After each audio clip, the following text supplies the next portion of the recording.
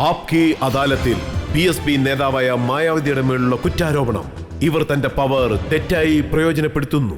Mayawati madam, താങ്കളെ എതിർക്കുന്നവർ തുടർന്ന് പറയുന്ന കുറ്റാരോപണം താങ്കൾ മുഖ്യമന്ത്രിയായിരുന്ന സമയത്ത് അധികാരം പൂർണ്ണമായും താങ്കളുടെ ഗുണത്തിനു വേണ്ടി പ്രയോജനപ്പെടുത്തിയെന്നാണ്. നിങ്ങളിത് ഉത്തർപ്രദേശിനകത്ത് വന്ന് പറയൂ. അതായത് ഞാൻ വ്യക്തിഗതമായ ഒരളവിൽ എന്തെങ്കിലും ലാഭം എടുത്തിട്ടുണ്ടോ, എന്തെങ്കിലും ഒരു ഉദാഹരണം എന്റെ മുമ്പിൽ കൊണ്ടുവയ്ക്കൂ. അപ്പൊ ഞാൻ ഈ ചോദ്യത്തിന് ഉത്തരം തരാം. എന്താണെന്ന് വെച്ചാൽ, താങ്കൾ സീറ്റ് നൽകുമ്പോ ബഹുജൻ സമാജ്വാദി പാർട്ടിക്ക് വേണ്ടി താങ്കൾ അവരോട് പണം വാങ്ങുന്നെന്നാണ് കേട്ടത്. നിങ്ങൾ പറയൂ, നിങ്ങളുടെ കയ്യിൽ ഇതിന് എന്തെങ്കിലും ഒരു തെളിവുണ്ടോ? അതോ വേറെ ആരെങ്കിലും നിങ്ങളോട് വന്ന് പറഞ്ഞിട്ടുണ്ടോ ഞാൻ അവരുടെ ഇന്ന് പൈസ വാങ്ങിയിട്ടുണ്ടെന്ന്? അങ്ങനെ ആരെങ്കിലും പറഞ്ഞിട്ടുണ്ടെങ്കിൽ നിങ്ങൾ ഇവിടെ കൊണ്ടുവന്ന് അവരെ കാണിച്ചു തരൂ. വെറുതെ ചോദ്യങ്ങൾ ചോദിക്കാൻ വേണ്ടി നിങ്ങൾ എന്തൊക്കെയോ കണ്ടുപിടിച്ചു കൊണ്ടുവരികയാണ് ഇവിടെ. റാഷിദ് അൽവി പറഞ്ഞിരിക്കുകയാണ്, എന്റെ പൊന്നെ, ഈ രാഷ്ട്രദൽവിയുടെ കാര്യം സീറ്റ് നൽകുന്ന ശീലങ്ങളുണ്ട്. നിങ്ങളിത് ആരുടെ കാര്യം പറയുന്നത്? നിങ്ങൾ ആദ്യം പോയിട്ട് രാഷ്ട്രദൽവിയോട് ഈ കാര്യം ഒന്ന് ചോദിക്ക്. കഴിഞ്ഞ ഇലക്ഷനിൽ BSPക്കെതിരെ മത്സരിച്ചപ്പോ അദ്ദേഹം മെമ്പർ ഓഫ് പാർലമെന്റ് ആയല്ലോ. ആ സമയത്ത് ഞാൻ പുള്ളിയുടെ നിന്ന് പൈസ വാങ്ങിച്ചിരുന്നെങ്കിൽ ഞാൻ വാങ്ങിയെന്ന് എന്തുകൊണ്ട് അയാൾ നേരത്തെ പറഞ്ഞില്ല? ഇപ്രാവശ്യം ഞാൻ പുള്ളിക്ക് സീറ്റ് കൊടുക്കാത്തതുകൊണ്ട്, അതുകൊണ്ട് മാത്രമാണ് പുള്ളി ഇപ്പൊ എന്റെ പുറത്ത് കുറ്റം ചുമത്തുന്നത്. ഈ ഉത്തർപ്രദേശില് മായാവതിയെ പോലെ വേറെ ഒരു ലീഡറും ഇല്ല. ഞാൻ ഉത്തർപ്രദേശിന്റെ കാര്യം മാത്രമല്ല, ഈ മുഴുവൻ രാജ്യത്തിന്റെയും കാര്യം പറയാം. അതായത് രാഷ്ട്രീയത്തിൽ വന്നതിന് ശേഷം ഞാൻ അച്ഛനമ്മമാരെയോ സഹോദരീ സഹോദരങ്ങളെയോ മറ്റ് ബന്ധുക്കളെയോ ഒരു തരത്തിൽ ഉയർത്തിക്കൊണ്ട് വന്നിട്ടില്ല. ഞാൻ ആരെ MP ആക്കിയിട്ടില്ല, ഒരാളെ MLA ആക്കിയിട്ടില്ല. ഞാൻ ഒരാളെയും രാജ്യസഭയിലേക്കോ ലോകസഭയിലേക്കോ അയച്ചിട്ടില്ല. എന്റെ ബഹുജന സമൂഹത്തിന്റെ ആൾക്കാരെ മാത്രമേ അയച്ചിട്ടുള്ളൂ. ഇങ്ങനെ ഒരു ലീഡർ ഈ ഇന്ത്യ മഹാരാജ്യത്ത് വേറെ കാണില്ല. ഞാൻ ഈ രാഷ്ട്രീയത്തിൽ വന്നപ്പോ തൊട്ട് ബഹുജന സമൂഹത്തിന്റെ ആൾക്കാരുടെ മുന്നേറ്റം മാത്രമായിരുന്നു എന്റെ ലക്ഷ്യം. അല്ലാതെ എന്റെ ബന്ധുക്കളെ ഒരിടത്തും പൊക്കിക്കൊണ്ടുവന്നിട്ടില്ല. അതുകൊണ്ട് തന്നെ എന്റെ മുകളിൽ വ്യക്തിപരമായോ കുടുംബപരമായോ ഉള്ള ആരോപണങ്ങൾ ഉന്നയിക്കുന്നത് തികച്ചും തെറ്റാണ്. താങ്കളുടെ കുടുംബത്തിലുള്ള ആരെയും രാജ്യസഭയിലേക്ക് അയച്ചിട്ടില്ല, സീറ്റ് നൽകിയില്ല, മന്ത്രിമാരും ആക്കിയില്ല. പക്ഷെ കുടുംബത്തിലുള്ളവരുടെ സ്വത്ത് വളർന്നു, ബാങ്ക് ബാലൻസ് കൂടിയല്ലോ. വർത്തമാനമായി പറയുന്നത്. എന്റെ കുടുംബത്തിനെ ഞാൻ എപ്പോഴും മാറ്റി നിർത്തിയിട്ടേ ഉള്ളൂ. ഞാൻ എന്റെ കുടുംബ കാര്യങ്ങളിലൊന്നും ഇടപെടാറ് പോലും ഇല്ല. അവരെന്ത് ചെയ്യുന്നു, അവർക്ക് പ്രോപ്പർട്ടി ഉണ്ടോ ഇല്ലയോ, അതൊക്കെ അവർക്ക് മാത്രമേ അറിയൂ. എന്നെ സംബന്ധിച്ചിടത്തോളം എന്നോട് ചോദിക്കാൻ വല്ലതും ഉണ്ടെങ്കിൽ ചോദിച്ചാൽ ഞാൻ ഉത്തരം പറയാം. റെക്കോർഡിലുള്ള കാര്യമാണ് ഞാൻ പറഞ്ഞത്. അയ്യോ, സർക്കാരിന്റെ റെക്കോർഡ് എന്ന് പറഞ്ഞാലേ അതിൽ മുഴുവൻ തെറ്റും കളവായിരിക്കും. നിങ്ങൾ പറയുന്ന ഈ റെക്കോർഡ് ഏതെങ്കിലും പേപ്പറിൽ വന്നാൽ അത് സർക്കാരിന്റെ റെക്കോർഡാണ്. ഈ വിഷയം കോട്ട് ചെയ്തിരിക്കുന്നത് CBI അല്ലേ ഇപ്പൊ ഫൈനൽ റിപ്പോർട്ട് സബ്മിറ്റ് ചെയ്തത്. അതായത് ഏപ്രിൽ 1, 1995 മുതൽ ഓഗസ്റ്റ് 29, 2003 വരെ ധാരാളം പ്രോപ്പർട്ടികൾ വാങ്ങിച്ചിട്ടുണ്ട്. നോക്കൂ, പ്രോപ്പർട്ടി എനിക്കുണ്ടെങ്കിൽ അത് നോക്കൂ. നിങ്ങൾ ഇതെന്താണിത്? ഇതിപ്പോ കോടതിയിൽ നടക്കുന്ന കേസാണ്. CBI ഫൈനൽ റിപ്പോർട്ട് റെഡിയാക്കിക്കൊണ്ടിരിക്കുകയാണ്. നിങ്ങൾ എന്താ പറയുന്നത്? FIR-ല് അവർക്ക് എന്താണോ കിട്ടുന്നത് അതെല്ലാവരും എഴുതി വെക്കും. അവർ FIR ഫയൽ ചെയ്തിട്ടുണ്ട്. പക്ഷെ അതുവരെ ഇപ്പോ ഈ വഴക്ക് തർക്കം നടന്നുകൊണ്ടിരിക്കുകയാണല്ലോ. വിചാരണ നടക്കട്ടെ, അവർ ആ റിപ്പോർട്ട് സബ്മിറ്റ് ചെയ്യട്ടെ. ചാർജ് ഷീറ്റ് ഇട്ടിട്ടില്ല. ആ ചാർജ് ഷീറ്റിന്റെ ഉത്തരം ഞങ്ങൾ കൊടുക്കും. ഇതെല്ലാം കോടതിയിൽ നടന്നുകൊണ്ടിരിക്കുകയാണല്ലോ. അതിന്റെ വിധി കോടതിയിൽ വരുന്നത് വരെ നോക്കൂ, നിങ്ങൾ പറയുന്നതെല്ലാം തെറ്റാണ്. 2003 ലക്നൌവിൽ ഈ FIR-ല് ഈ കാണിച്ചിരിക്കുന്ന ഈ പ്രോപ്പർട്ടി ഉണ്ടല്ലോ, അതിനെക്കുറിച്ച് ഒന്നും പറയാൻ ഞാൻ ആഗ്രഹിക്കുന്നില്ല. കാരണം ഇത് കോടതിയിൽ നടന്നുകൊണ്ടിരിക്കുകയാണ്. CBI-യുടെ ഇൻവെസ്റ്റിഗേഷൻ നടന്നുകൊണ്ടിരിക്കുന്നു. എനിക്ക് പറയാനുള്ള ഉത്തരവെല്ലാം ഞാൻ ആ കോടതി പറഞ്ഞോളാം. നിങ്ങൾ ഈ ചോദ്യം ചോദിക്കാൻ പാടില്ല, കാരണം ഇത് കോടതി നടക്കുന്ന കാര്യമാണ്. അപ്പൊ ഇവിടെ ജനങ്ങളുടെ ഇടയിൽ വെച്ച് ഇങ്ങനെ ഒരു ചോദ്യം ചോദിച്ചാല് അത് കോർട്ടലക്ഷ്യമായിട്ട് മാറും. അതായത് കോർട്ടില് ശരിയല്ല, കാരണം ഇൻവെസ്റ്റിഗേഷൻ ഇതുവരെ കംപ്ലീറ്റ് ആയിട്ടില്ല. കേസ് കോടതിയിൽ നടക്കുകയാണ്. CBI ആണെങ്കിൽ അവരുടെ അന്വേഷണ റിപ്പോർട്ട് സമർപ്പിച്ചിട്ടില്ല. ഒരേ ഒരു കാര്യം മാത്രം പറയൂ. ഇതിനെ കുറിച്ചുള്ള എല്ലാ ഉത്തരങ്ങളും ഞങ്ങൾ കോടതി കൊടുത്തോളാം. ജനങ്ങളുടെ കോടതിയാണ്.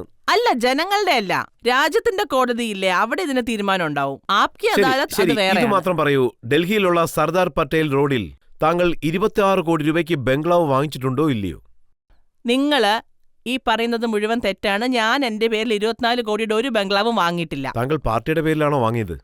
പാർട്ടിയുടെ പേരിൽ ഒന്നല്ല, അറിയില്ല, പലതും വാങ്ങിയിട്ടുണ്ട്. നമ്മുടെ രാജ്യത്തിന്റെ പല സംസ്ഥാനങ്ങളിലും പാർട്ടിയുടെ പേരിലുള്ള പ്രോപ്പർട്ടി ഏതാണ്ട് എല്ലാ സംസ്ഥാനങ്ങളിലും. താങ്കൾ വാങ്ങിയിട്ടുണ്ടോ? ഏത് പ്രോപ്പർട്ടിയുടെ കാര്യമാണല്ലോ അത് പാർട്ടിയുടെ പേരിൽ വാങ്ങിച്ചതാണ്. അല്ലാതെ എന്റെ പേരിൽ ഒരു പ്രോപ്പർട്ടി ഞാൻ വാങ്ങിയിട്ടില്ല. താങ്കളുടെ പാർട്ടി. നിങ്ങളിത് എന്താ ഈ പറയുന്നത്? ഈ കേസല്ലേ കോടതി നടന്നുകൊണ്ടിരിക്കുന്നത്. CBI ഇൻവെസ്റ്റിഗേഷൻ നടക്കുന്നുണ്ട്. നോക്കൂ, നിങ്ങൾ അടുത്ത ചോദ്യം ഉണ്ടെങ്കിൽ ചോദിക്കൂ. ഇല്ലെങ്കിൽ നിങ്ങൾ ഇത് മനസ്സിലാക്കിക്കോളുക, ഇത് കോടതിയുടെ നേർക്കുള്ള അപമാനമാണ്. കോടതി അലക്ഷ്യമായി ആരും അറിഞ്ഞ അപമാനമല്ലെന്ന്. ഇത് കോടതി നടന്നുകൊണ്ടിരിക്കുന്ന കേസാണ്. CBI-യുടെ ഇൻവെസ്റ്റിഗേഷൻ നടക്കുകയാണ്. ഇൻവെസ്റ്റിഗേഷൻ ഇതുവരെ കംപ്ലീറ്റ് ആയിട്ടുമില്ല. ചാർജ് ഷീറ്റ് പോലും സമർപ്പിച്ചിട്ടില്ല. അപ്പൊ ഇങ്ങനെയുള്ള ചോദ്യങ്ങൾ എന്തിനാണ് ചോദിക്കുന്നത്? പബ്ലിക് മനസ്സിലാക്കാൻ വേണ്ടിയാണ്. ഒരിക്കലും പബ്ലിക് ഈ കാര്യങ്ങളൊക്കെ അറിയണ്ടേ? പബ്ലിക് അപ്പൊ അറിഞ്ഞോളും.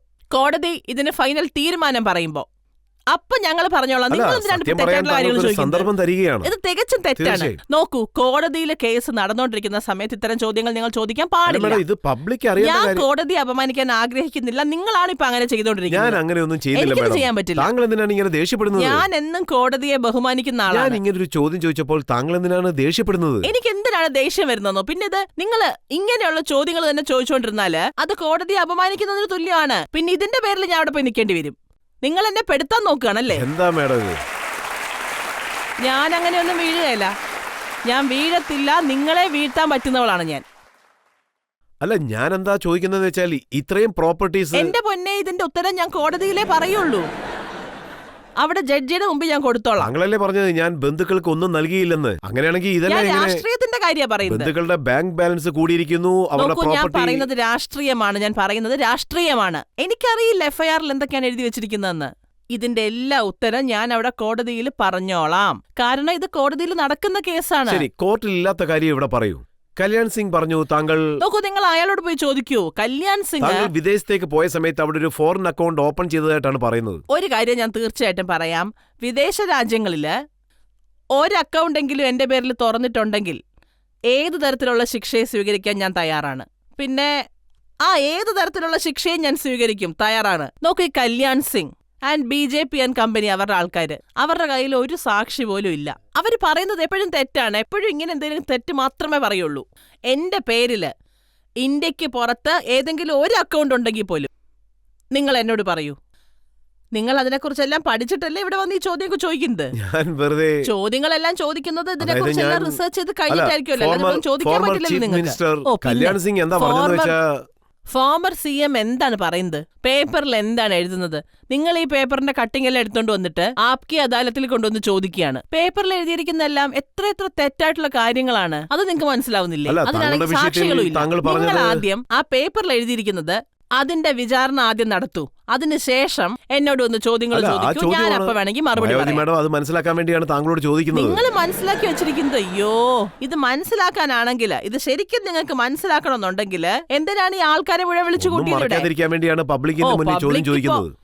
നിങ്ങൾക്ക് എന്നോട് എന്തെങ്കിലും ചോദിക്കാനുണ്ടെങ്കിൽ നേരിട്ട് ചോദിക്കുന്നേ. ഒറ്റയ്ക്ക് കോടതിയുടെ ഞാൻ ജനങ്ങളുടെ മുന്നിൽ വിചാരണ നടത്താൻ ആഗ്രഹിക്കുന്നു. ജനങ്ങളുടെ മുമ്പ് ചോദിക്കണമെങ്കിൽ ഇപ്പോ അവരുടെ മുമ്പിൽ വെച്ച് ചോദിക്കുന്നതിന് മുൻപ് നിങ്ങൾ ഇത് എന്നോട് ഇപ്പൊ ചോദിക്കുന്നില്ലേ? അതിനു മുമ്പ് നിങ്ങൾ റിസർച്ച് ചെയ്യണ്ടായിരുന്നോ? കല്യാൺ സിംഗിനെ പോലുള്ള ഒരു വലിയ മിനിസ്റ്റർ കുറ്റം ആരോപിക്കുമ്പോൾ അതിനെക്കുറിച്ച് ഞാൻ ചോദിക്കണ്ടേ? ഞാൻ നിങ്ങളോട് കൃത്യമായിട്ട് പറഞ്ഞില്ലേ?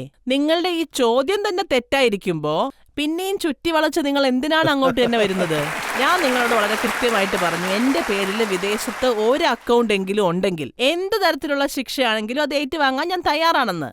എന്റെ പേരിൽ അങ്ങനെ ഒരു അക്കൗണ്ടും ഇല്ല. എന്റെ ഇമേജ് തകർക്കാൻ വേണ്ടിയിട്ട് ഭാരതീയ ജനതാ പാർട്ടിയും ആൻഡ് കമ്പനിയും ചേർന്നിട്ടാണ് ഇങ്ങനെ ഒരു ആരോപണം ഉന്നയിച്ചിരിക്കുന്നത്.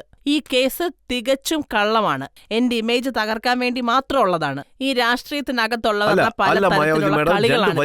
അങ്ങനെ ഇത് പറയാൻ പറ്റൂ. അവരെല്ലാരും കൂടി പ്ലാൻ ചെയ്ത് എന്നെ തകർക്കാൻ ശ്രമിക്കുന്നതാണ്. ഇത് കോടതി നടക്കുന്ന കേസാണ്. അതിനുള്ള ഉത്തരങ്ങളെല്ലാം ഞാൻ അവിടെ പറഞ്ഞോളാം. താജ് ഹെറിറ്റേജിലാണ്, മറ്റൊന്ന് ഇതെല്ലാം കോടതിയിൽ നടക്കുന്നതാണെന്നേ. അതുകൊണ്ട് അതിനുള്ള ഉത്തരങ്ങളെല്ലാം ഞാൻ അവിടെ തന്നെ പറഞ്ഞോളാം. ഇതുവരെ അതിന്റെ ഇൻവെസ്റ്റിഗേഷൻ പോലും മൊത്തം തീർന്നിട്ടില്ല. അതിനു മുമ്പ് ഞാൻ ഒന്നും പറയാൻ ആഗ്രഹിക്കുന്നില്ല.